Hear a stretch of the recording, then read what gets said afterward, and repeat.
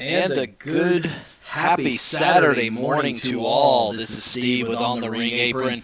Wow, it's been already a very long morning as we decided as On the Ring Apron made the decision to go ahead and get up to watch Elimination Chamber live from Perth this morning.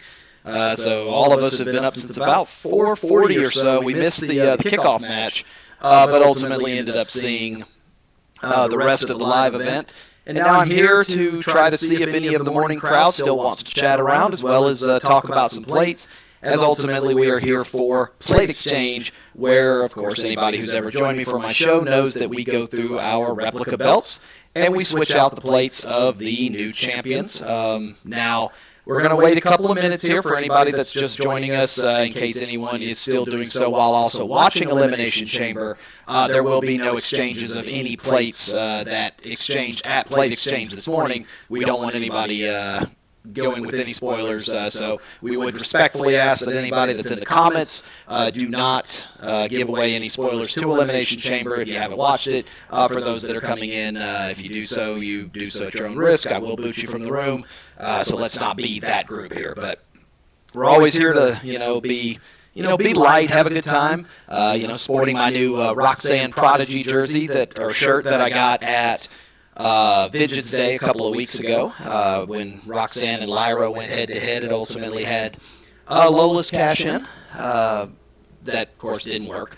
But we're definitely anxious to see where things are going. Obviously, now knowing the results of Elimination Chamber, it's given us a little more clarity in terms of where we think things are going to go for WrestleMania, as well as the results of Elimination Chamber, giving us a little bit of direction as for not just the championship matches, but also for some of the other matches as well. So we'll go ahead and move into things here. Again, we typically keep things relatively light. We know it's first thing in the morning. It's only 10 o'clock here on the East Coast, and it ends up being like 7 o'clock over in the West Coast. So for those of you who stayed up to watch Elimination Chamber, if you're out on the West Coast, bless you. At that point, you might as well just stay up. But we do have 3 championship belts that we're going to discuss since our last episode. The first one I do want to talk about is our new champions in the NXT division, and that is the NXT Tag Team Champions. That formerly were the Don, Tony D'Angelo, and Channing Stacks Lorenzo, as we do have their respective plates on the belt here. So we had D'Angelo's there, and Stacks there. His is kind of lighter, so it's a little tougher to see. But we did have both of theirs on our plate here, but we do have new champions in the form of the winners of the 2024 Dusty Rhodes Tag Team Classic tournament, that being Baron Corbin and Bron Breakker, the newest member of Friday Night Smackdown. Now, because of the fact that Breakker just got called up to SmackDown, a lot of people are not expecting that this championship is going to stay in the hands of that team for very long. We have the introduction of the Good Brothers, who have just come back to NXT. Finally, nice to see them doing something with their particular group, while also at the same time also taking a look at some of the other teams that are there. Axiom and Nathan Fraser certainly putting their name in the hat. Chase U wanting to win back the titles as well. And I imagine that the Don and Stacks are not done pushing their luck yet either. But the expectation, of course, being that with Bron Breakker now making his successful SmackDown debut last night, that they will go ahead and hold these titles for just a short amount of time. Bron Breakker's plates have previously come out, as of course he's been NXT champion before, so we do know what his look like. However, they have not released Baron Corbin's plates yet, so right now both title belts are just showing blanks. So between now and our next episode, we will be removing the Tony D'Angelo and Stacks Lorenzo plates from our particular belt. However, we don't have any plates to put on them yet. We're still working on that to find out, because, hey, if Baron doesn't even have his plates yet, why on earth would we? But we'll definitely be getting to those at some stage. And it's another successful venture for the Dusty Rhodes Tag Team Classic, giving us an opportunity to be able to see several of our superstars. A fantastic final that we saw at Vengeance Day between the two of them and the team of Trick Williams and Carmelo Hayes. This, of course, before Carmelo's heel turn against Trick Williams, but ultimately a Match of the Year candidate up to this point. Granted, we're only in February. Moving to the other two belts that we can talk about and actually do have plates to exchange, we're going to go ahead and stay in the NXT, on the NXT division, and we're going to talk about the North American Championship. The North American Championship has changed hands a couple of times in the last 2 months. Originally, it was for a while there with Dirty Dominic Mysterio. There was a very brief reign by Trick Williams, a very brief attempt at a run by Wes Lee before he took his injury. Wes, we wish you all the best, but it looks like he's going to be out for a little while. But ultimately, the championship ended up in the hands of Dragon Lee. We got his plates, showed them on our show previously, so if you go back to our YouTube channel, you can see all of our previous episodes. This dates back years. I think this is episode like 54 or something like that. I don't know. We'll have to do the math on that one. But ultimately, before we could actually have a plate exchange show to give Dragon Lee his plates, the championship changed hands again and is now in the hands of Oba Femi. Oba Femi, of course, a former track and field athlete with the University of Alabama, Roll Tide, but also becomes the first ever athlete that is on a name, image, and likeness contract, a nil deal, to ever win championship gold in the WWE or NXT. So we did go ahead and, since we had already shown the Dragon Lee plates previously, we have gone ahead and switched back to our generics, but we do have Oba Femi's plates available to be able to change on our particular belt, which we are going to do at this time. So let me go ahead and pull those out here real quick, as the belt is not wanting to cooperate right now. But we do have both of those ready to go. Oba Femi showing off, it's just his standard, look, in terms of how the his logo appears on the Titantron, as well as in his entrance videos, and his little signature down at the bottom whenever he comes out. But he's been a force to be reckoned with, undefeated since winning the Breakout tournament about a month and a half ago. Didn't waste a lot of time going ahead and choosing to use his opportunity to cash in on the North American Championship. He becomes the second successful person to cash in his Breakout contract, and ironically, both of them were for the North American Championship, the first one, of course, being Carmelo Hayes a few years ago. And Oba Femi has already successfully defended his title multiple times. He already won his rematch against Dragon Lee, which happened at Vengeance Day, and then on last week's NXT, he successfully defended, oops, I dropped the one of the generics, he was able to successfully defend his championship once again, this time against the challenger Lexis King. So with the destructive force of what Oba is bringing into NXT right now, it is curious to see not just how much longer are they going to let Femi hold on to the gold, but also who will ultimately be the one that is going to hand him his first loss, because, someone, anybody who's watched professional wrestling knows, ultimately, when you end up having, a long period of time where a person doesn't lose a championship, it kind of gives them that state of invulnerability. You can see it right now on the main roster with people like Roman Reigns, people like Gunther, who, have that undefeated run. We've seen previous streaks, Goldberg in WCW, Asuka through NXT and through her first year plus on the main roster when she came up a few years ago. But once they take that first loss, it seemingly looks like, they become mortal and now all of a sudden are beatable. And I think the one thing that they are cautioning against when it comes to how they're pushing Oba right now is they don't want Oba Femi to have a similar run to what we have seen with Omos. Omos, of course, Nigerian giant, 6'3", humongous stature, but at the end of the day, hasn't really gotten that one real signature win other than him winning the tag team titles with AJ Styles. But outside of that, he's faced Brock Lesnar, he's faced a number of other people, and each time he has been defeated, in those respective matches. Bobby Lashley also being part of that group as well. So it just doesn't feel like he's been able to get quite the push that you wanted him to have. And I think people worry that they're going to do the same thing to Oba Femi down in NXT. But for now, they are having him continue his push and continue to do well. Also, I think this is a good opportunity for those under those Neil Deal's name, image, likeness to see that you don't have to be down in NXT or with WWE for very long to be able to already be catapulted up to championship level stature, as Oba has very clearly done.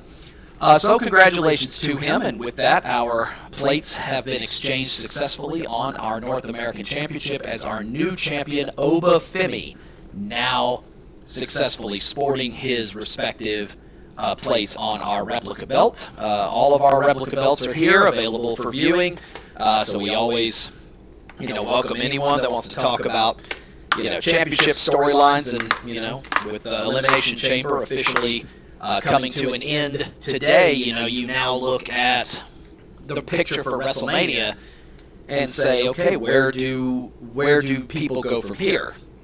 And as a person who has been doing plate exchange now for almost 4 years, it's always very exciting to get towards Mania season because you anticipate that there are going to be a lot of title changes between now and WrestleMania, due to the fact that WrestleMania is usually the place where stories get finished, no pun intended.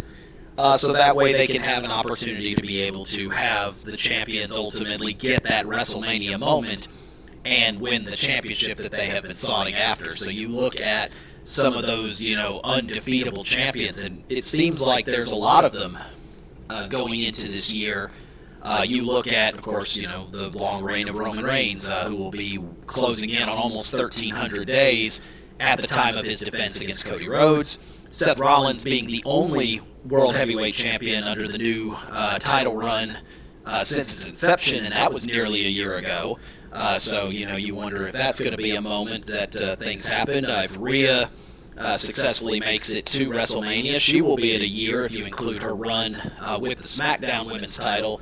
Io's been holding her championship since early August, so she's had it for several months.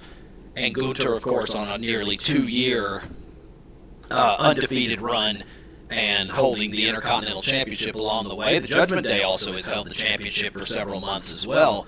So when it comes to main roster championships, you haven't seen much other than the women's tag team titles. More on that one here in a little bit.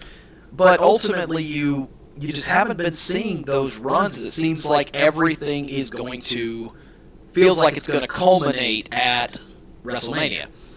Now, while I'm here, I always like to, promote, the folks that, have helped me to get here and to be a part of all of this. And once again, a shout out to the Mania Club, who continues to keep doing great things. Our hashtag 40 for 40 push for continuing to sponsor and fight for Connor's cure, to battle and end childhood cancer, continues with our 40 for 40, trying to get $40,000 worth of donations as part of the group. I'm blessed to have been introduced to so many wonderful people. Ashante Owens, Gary Fonseca, DeMario, just, I could list names on and on and on and on, and it just, this show is nothing without the Mania Club, helping to push us to the new heights that we've been part of. So if you haven't had a chance to check them out, make sure you take the time, go check them out on social media. You can find their primary thing on Facebook, Mania Club. Of course, we're at that wonderful time of the year where we're closing in on WrestleMania, a fantastic event coming up where we always have a kind of a tailgate outside of WrestleMania. Beforehand, we've got jerseys that you'll see us wearing. The folks especially that are doing what we call TME, time, money, energy. You don't necessarily always have to donate in terms of money. You can donate with your time. You can donate with your effort, and it really does mean something to the group. And they do recognize the people that take the time to make that difference in the world. And On the Ring Apron has received many accolades in terms of things we've done for Mania Club, but we don't do it for the prestige. We don't do it for the notoriety. We do it because it's the right thing to do. So, Mania Club, again, another humongous shout out for everything that you do. There are so many things behind the scenes. We are just a very, very small peg and a small cog in everything that Mania Club is a part of. I'm just blessed with the fact that myself and Kia and Alyssa, Landon, everybody who is a part of what we do here at On the Ring Apron gets an opportunity to be able to be a part of such a wonderful group of, we've met some friends we're going to know for life as part of this. We got a chance to be Mania Club's official end-of-year show this last year, where we did our end-of-year award show with several members of Mania Club, a special guest, and hoping that gets to continue every year. I could go on and on about this, but it's a short show, and I know not everybody here came to chat about what we do. So, we're grateful for everything that we do, and continue to represent. Take the time. Again, Connor's cure and fighting childhood cancer is not something we just do in September. We do it all year long.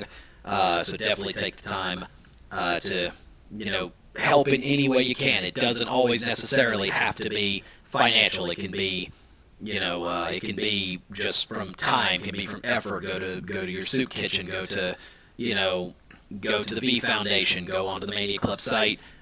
All of this is things that help out. But anyway, let's get back to plates, because that's what we're here for. We do have one more championship that we do want to talk about. We move over to the main roster and we go to what is basically our usual staple, and that is the women's tag team titles. We just made mention a couple of minutes ago that it seems like none of the championships seem to be changing hands very much on the main roster, except the women's tag titles, which seem like they change hands every couple of weeks. The most recent title change happened just before we got into Royal Rumble right at the end of January.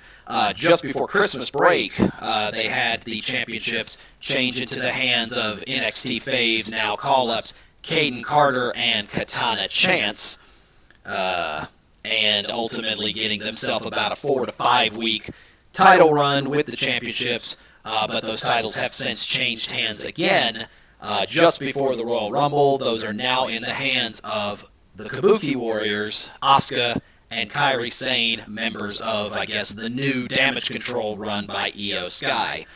So we will have new plates that get placed on those. We've seen Asuka's plates multiple times here on Plate Exchange, both for the championship, for the tag team titles, as well as for women's championships as well. One of the biggest ones, of course, being when she was given the successfully using her Money in the Bank to be given the championship a few years ago when Becky Lynch announced her pregnancy.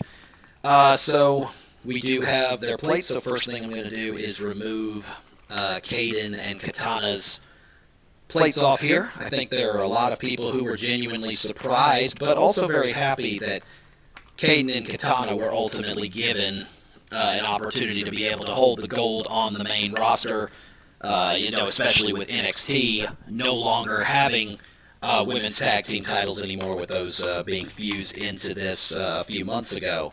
So it now comes down to the women's division now being run specifically through the main roster. And so you want to see, teams that, especially women's teams that have had an opportunity to go to, go from NXT to the main roster, have an opportunity to be successful. You wonder, though, when it comes to wrestlers like Kayden and Katana, are they going to have an opportunity to be able to do anything beyond just tag team? Are either of them going to be able to get what would feel to be a worthy push in terms of main roster singles, or are they going to be content to just kind of sit in the middle of the women's tag division? But before we remove those, one more look at them. The Katana plates on my left, your right, and then Kayden Carter's here. They were a fun team to get a chance to watch, but ultimately falling to the Kabuki Warriors. Now, they've had the titles for close to a month now. They did defend them this morning against the team of Indy Hartwell and Candice LeRae. Again, we're not providing any spoilers. So if you haven't watched Chamber yet, you'll have to go find out if another exchange is coming here very soon. But for now, Asuka, as we've said, we've had her plates for quite some time now, so we have an opportunity to once again have those on one of our plates. And we have been patiently waiting to see if Kairi is going to get any plates, but as of her trip to Australia, she still did not have her plates yet. So we have nothing to officially place on for Kairi Sane. So for now, it will just be our standard women's tag generics until Kairi gets her plates, and then we will officially update them here in some, in a post or something. But with Elimination Chamber now officially behind us, we now look ahead to WrestleMania. A number of matches are already set. Of course, we know that Seth Rollins is going to defend the World Heavyweight Championship against the likely winner of the Elimination Chamber match, the men's chamber match. Rhea or Nia Jax will be defending against the women's winner of the Elimination Chamber match. And, of course, Bayley already calling her shot, saying she wants Io Sky for the women's championship. And then you have Cody Rhodes making his declaration that he wants Roman Reigns for the second year in a row for the undisputed Universal Championship. But now you have to look after the Chamber's over and say, okay, where does everyone else go? You have so many other big names out there. You have the people who don't win the Elimination Chamber matches. You have the person who falls in the Rhea Nia Jax match, now needing a spot. You look at several tag teams. You look at teams like DIY. You look at Pretty Deadly. You look at, Butch and Tyler Bate. Are they going to remain a team, or are they going to ultimately end up being able to bring themselves, slightly further? Chris, thank you so much for the follow. Appreciate it. Always appreciate anybody who wants to come in here and chat wrestling at any time. So thank you so much. We definitely want the opportunity to see who's going to move on to WrestleMania and who's going to have the opportunity to be able to push themselves to new heights and to new opportunities, because, of course, WrestleMania season is where names are made and where opportunities present themselves. And speaking of those opportunities, the Kabuki Warriors successfully handling their business, so those plates are officially exchanged. As Asuka, getting her chance to hold the championship. Again, we don't have Kairi's yet. She doesn't even have them either. But as soon as we get our copy of them, we will definitely present it. Chris, to answer your question, we had Elimination Chamber earlier this morning from Australia. We already agreed that because of the fact that a lot of people chose to go ahead and sleep, that we were not going to provide any spoilers for Chamber. If you want to see what happened, by all means do so. But we did have a couple of plates. We had Oba Femi's plates placed on our North American title, so we have those on there. This camera's backwards, so I always end up turning it the wrong way. But that was our other exchange earlier this morning. So we're having a good time, good conversation with a handful of folks that have been able to come in and join us. So we're just about to wrap things up here, but wanted to take advantage of the early morning. I'm hyped, full of coffee. Hopefully you are too. But wherever life is taking you or wherever things are going, definitely come and join us. We're on here live. The ladies have poured the tea coming up later on this weekend, or into early next week, and they're going to talk about the women's division. So a lot of fun topics coming up. But with that, we do go ahead and bring this plate exchange, as we said, to an end. We appreciate everybody who takes the time to come in, join us. If you missed this one, we're on. We post this on YouTube as soon as it's over, so you'll be seeing it go up live shortly. And, of course, as we just mentioned, Alyssa and Kia will be on later this weekend to do their next episode of Pour the Tea, where they're going to discuss the state of the women's division as we head into WrestleMania. So this is Steve with On the Ring Apron. Appreciate, again, everyone that came on here, our new followers, and everybody who took the time to come in and, talk with us about it. We always welcome the fun conversation and everything else. But for now, I'm going to either drink some more coffee or go take a nap because I've been up since about 4:30, to watch Chamber this morning. So, a little sleepy, but also getting ourselves ready. Atlanta United opens their MLS season later, so looking forward to that. But either way, you guys have yourself a great rest of your day. And until the next plate exchange, keep it real.